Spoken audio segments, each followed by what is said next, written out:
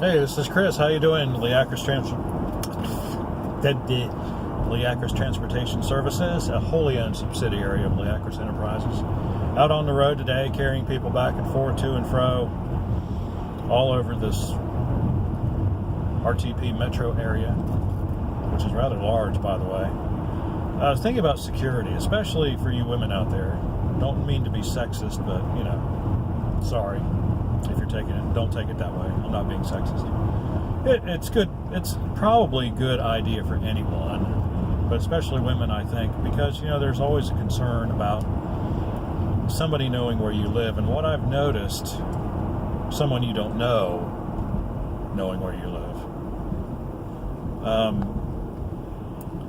I have noticed in the past, and I've noticed it in the last couple of days, I've given rides to female riders, and you know, they're asking to be dropped off at like a street corner somewhere, and then they walk off somewhere else. And for a while, I couldn't figure out what they were doing, but then it finally dawned on me that what they were doing was they didn't want people to know where they lived, and so they were getting dropped off. I don't know, maybe it was a quarter mile, maybe it was a tenth of a mile, however far it was from their actual address. And so that was, you know, that was their way of maintaining their anonymity. Because up until recently, the Uber history log showed the address of the people that you dropped off.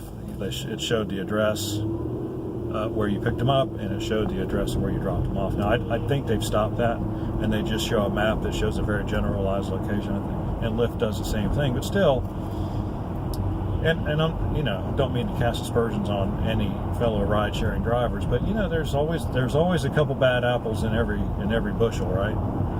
And you can't be, in this day and age, I don't think you can be too careful. So this is just a security tip from me. OPSEC, operational security. You want to maintain your anonymity. You want to maintain. You don't want to let people know where you live. I think that's a good idea, especially if you're a woman. So you might want to consider that if you use ride sharing. You might want to consider putting in an address that is, and you can always put in an address that's somewhat close to you and instruct the driver to take you somewhere else. It's no big deal. Just don't make it like really far away. I mean, that's kind of irritating, but make it, you know, pick out an address about a tenth of a mile from your house, and then, you know, maybe an address that's about a tenth of a mile short of your house. It might be a good idea. But, you know, just something to think about. Just increases your personal safety. You know, why take any kind of risks at all? I mean, as far as I'm concerned, you're taking a risk getting in a car with someone you don't know. Don't compound it by letting that person that you don't know where you live. How about that? If you have any questions or comments, leave them in the section below. Like and subscribe. Let me make this turn. Except I think I just turned on the wrong road. I did. Darn it. See, when I do a video, the audio turns off on Google Maps, and so I saw the signal to turn, but, you know, this is not the record. See? That's how it goes.